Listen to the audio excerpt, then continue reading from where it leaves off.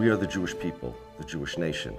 Our homeland is our Torah, our Holy Bible.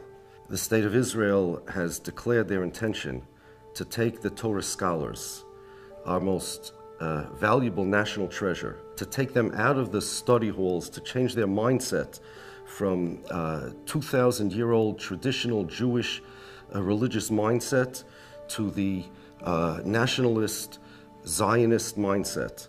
I want to read you, in short, a paragraph from one of the founding fathers of Zionism, Vladimir Jabotinsky. He's describing what the goal of Zionism is. Our starting point is to take a typical Yid of today and to imagine his diametrical opposite. The Zionists wanted to change the definition of Jewishness from a religion to land, language, and culture. They needed a land, that's Israel. They needed a language, so they created a new language. Ivrit, Hebrew is called.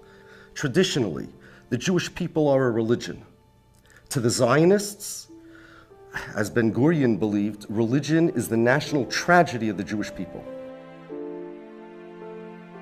Until now, they didn't have much of an opportunity, or they didn't believe they had much of a necessity to openly assault our religion. To us, to the world, they presented us as museum pieces, like dinosaur bones. Suddenly, we become real and a threat to them because they see that we're not giving up our religion.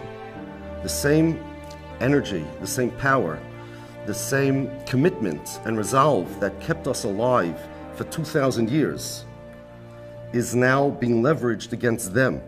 And the same reason the Persians and the Greeks and the Romans could not assimilate us and make us into them, the Zionists now see they can't make us into them either.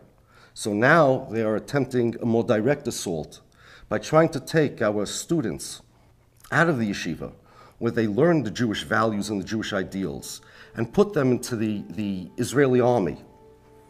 Israeli army is not just an organization of self-defense. It's not just a military. It's a melting pot. It's a agent of social change. The values that are taught in the Israeli army are diametrically opposed to the values of Judaism. It's an indoctrination camp. It's not just a military. They teach them about Jewish heroes. Their Jewish heroes were our Jewish villains. Bar Kokhba, one of the person who led a rebellion against the Romans, we call him Bar Kokhba, the big fraud. To them, he's a national hero. Never mind, Bar Kokhba lost. It was a bloody disaster. Besides the Holocaust, it was the largest bloodbath.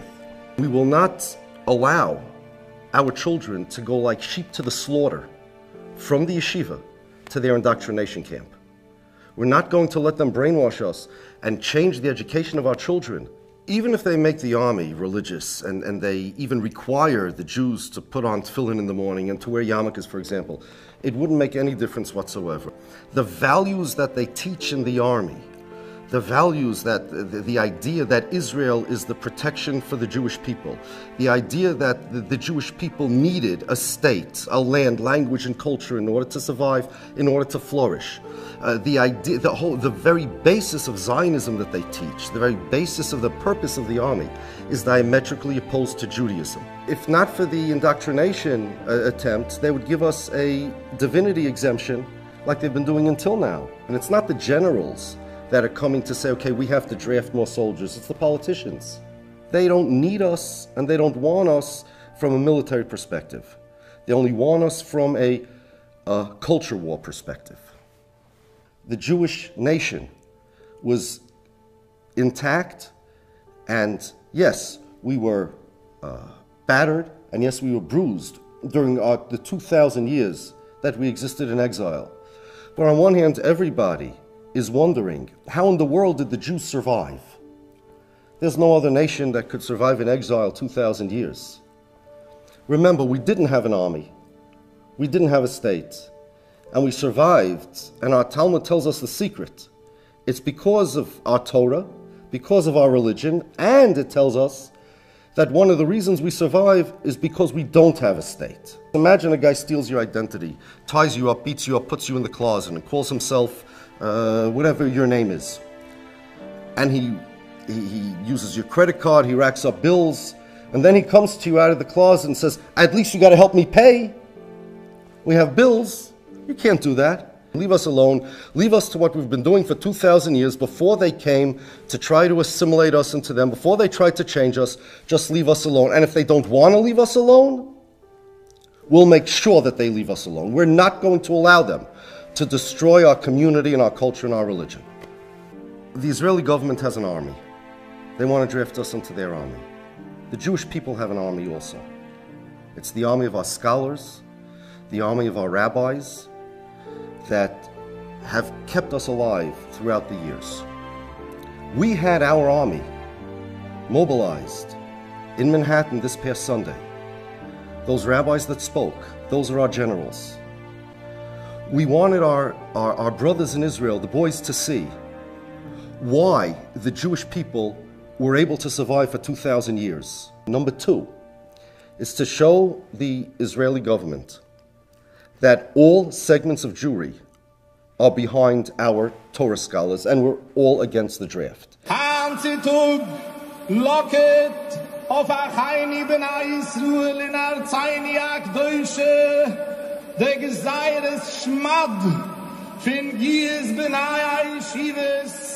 Who's der einzigste Ziel ist, lehashkicham teuru seichu, ila viro malchikaire zuinechu. Wegen dem rief mir in Sos, handrisch heute stammes, tuf schielen an Himmel. Shma Yisrael, atem kirayvim ayoim lamel chumu aloi weichem. In sommer hand ungoib mamel chume keweide, leman kvoid Hashem v'toirusoi, ib'shaim Hashem nasa v'natzliach. The message was, this common cause is so important. We are the rabbis themselves, hands-on. We're going to get together and we're going to join our voices in a chorus and tell the Israeli government, we have an army too. Ich habe gehört von einem Soldaten, dass immer wenig, was sagt, gesagt war mit Endigen, mit Gius Bnei Yeshivas, wird anfangen mit Gius Bonis. Also haben sie gesagt, dass sie Kuloi nur das Sinne verteut, auf Eukel sein, auf Eukel sein, auf Eukel sein, der Teuge und Eukel sein das.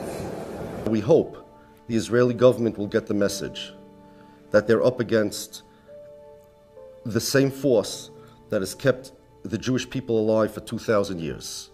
We're here to tell them that they can declare war from today till tomorrow.